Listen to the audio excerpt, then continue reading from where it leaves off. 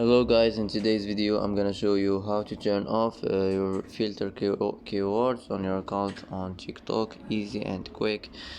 First, click on your profile icon, click on these three lines here. Now click settings and privacy. Click privacy.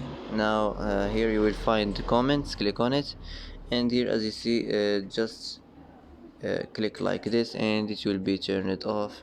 And that's how to turn off filter keywords on your account on TikTok, easy and quick.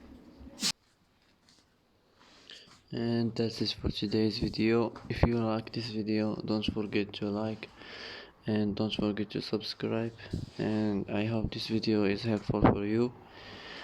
And thanks for watching until the end, and see you in the next video.